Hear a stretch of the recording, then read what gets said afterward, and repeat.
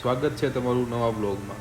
બધાથી પહેલાં સવારે ઉઠીને ફ્રેશ થઈને વાળ કપાવવા આવી ગયો હું, કારણ કે અમે વધી ગયા હતા બહુ. એટલે પછી ઘરે આવીને મમ્મીને કોલ કરીને ઢોસા કેમ બનાવવા પૂછ્યું એને. પછી ઢોસા ખાઈ લીધા અમે બનાવીને. પછી ઘડીક વાર ફ્રેન્ચ વાંચવા બેસી ગયો, કારણ કે હું ફ્રેન્ચ શીખું છું થોડાક સમયથી. તો એક કલાક જેવું ફ્રેન્ચ વાંચ્યું હશે, એક દોઢ કલાક જેવું ફ્રેન્ચ વાંચ્યું મેં. મને બેઝિક તો ઇન્ડિયાથી જ આવડતું હતું, એટલે એટલી બધી બહુ પ્રોબ્લેમ હતી. પછી હું જીમમાં આવી ગયો. આજે બેક ડે છે, તો બેક ડે ફેવરેટ ડે છે અમારો. એટલે બધાથી પહેલાં સ્ટ્રેચિંગ કરી લીધું ઘડીક વાર. લેગ્સ, લોઅર બેક, પછી શોલ્ડર્સ.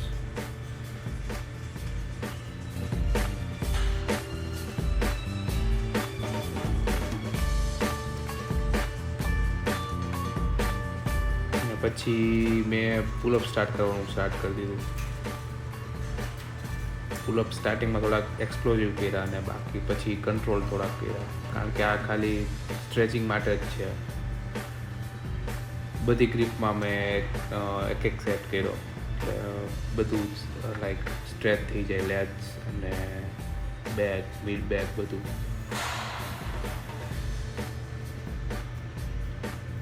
પછી મેં મારો પહેલો વર્કિંગ સેટ લેટરલ પુલ ડાઉનથી સ્ટાર્ટ કરી દીધો.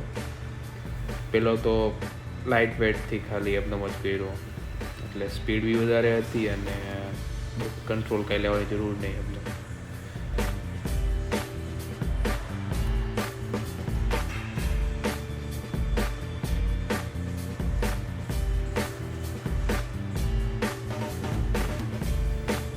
પછી બીજો સેટ 130 LBS હતો આઈ ગેસ, માં સ્ટાર્ટ કરી દીધો. હાથમાં ઓલું ગ્રીપ નહોતું, એટલે બહુ જોઈ મજા ના આવી આજે.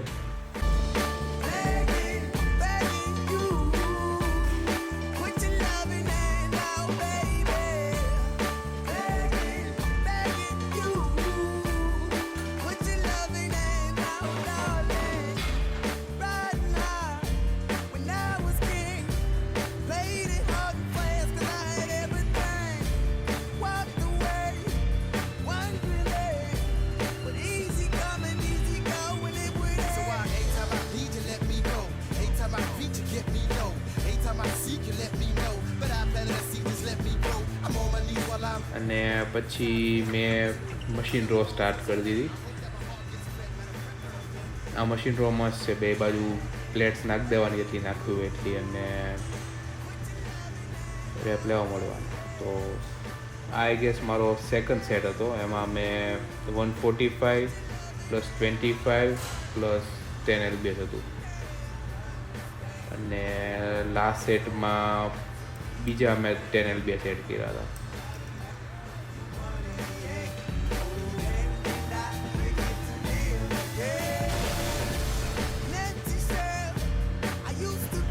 અને પછી મેં કેબલ રો બી કરી. એ મેનલી ફીડબેક માટે જ છે, પણ હું વધારે સ્ટ્રેચ કરું જ્યારે આગળ લઈ જાઉં ત્યારે, એટલે થોડાક લેટ્સ બી એન્ગેજ થાય, અને જ્યારે ખેંચવું ત્યારે મિડ બેકમાં વધારે આવે.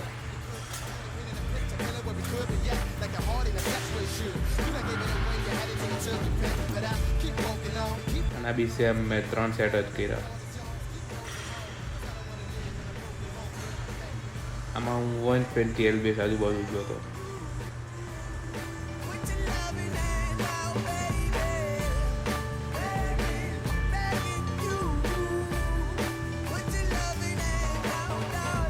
આ મારો લાસ્ટ સેટ છે.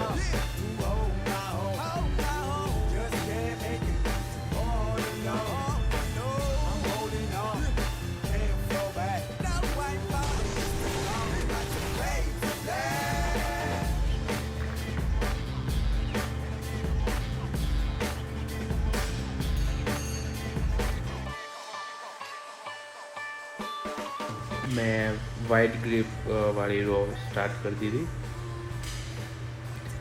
આ ટ્રેપ્સ પર બી ફોકસ થાય અને ઓવરઓલ બેકમાં માટે છે એક્સરસાઇઝ. આમાં બી બહુ હેવી નહીં જતો હું, લાઈક અરાઉન્ડ 100 LBSમાં 3 સેટ લઈ લઉં. અને આમાં વેટ હું સેમ જ રાખું, કે બહુ વેટ વધારવાની જરૂર નથી. ને બેક માટે છેલ્લે આઇસોલેટ કરવા માટે મેં આ રીતે લેટ પુલ ડાઉન કરી લીધું, સેમ 3 સેટ.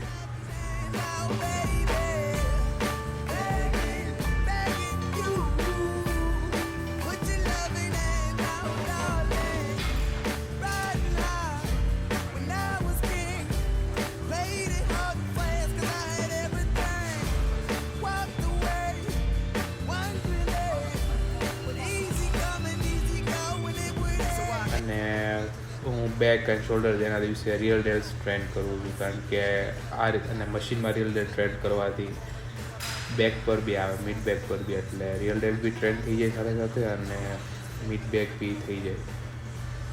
એટલે આના બી મેં 4 સેટ કર્યા હતા, લાસ્ટ સેટ ડ્રોપ સેટ.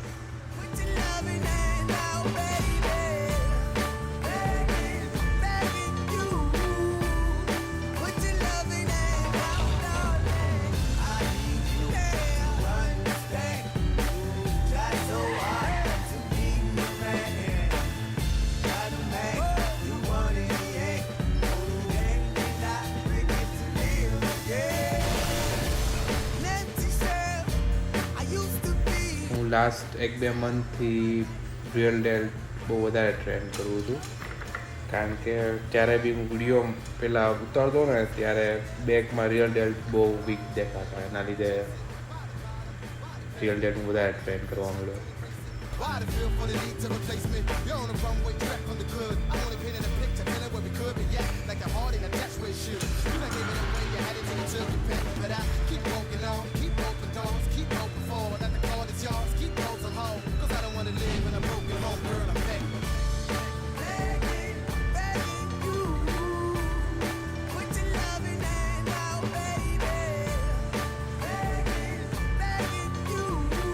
અને પછી મેં 3 સેટ શ્રગ્સના માર્યા આ રીતે.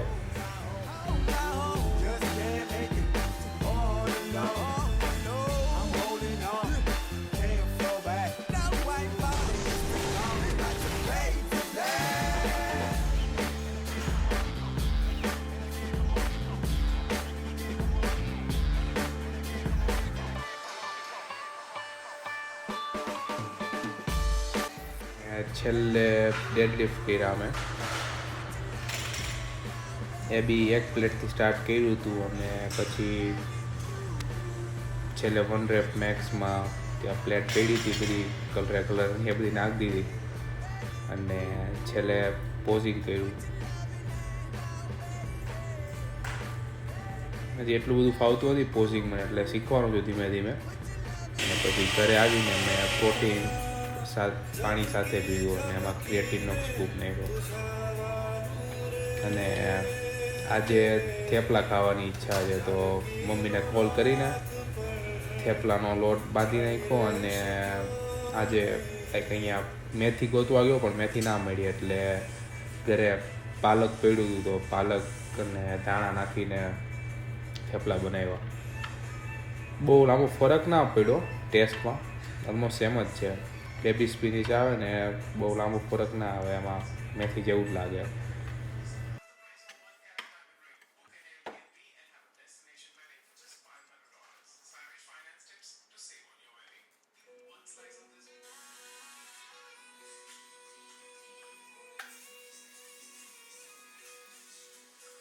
બહુ ધીમે ધીમે બનતા હતા, કારણ કે ભૂખ લાગી હતી મને અને સાથે સાથે ખાવાની મજા આવે ગરમા ગરમ. ઘરે તો કેવું હોય કે મમ્મી બનાવી દેતી, એટલે મમ્મી આપે ને ગરમા ગરમ ખાઈ લેવાના. આ તો એવું કંઈ હોય નહીં, એટલે ગરમા ગરમ બનાવી લેવાના, બનાવતા જવાના અને ખાઈ લેવાનું થેપલાને દહીં.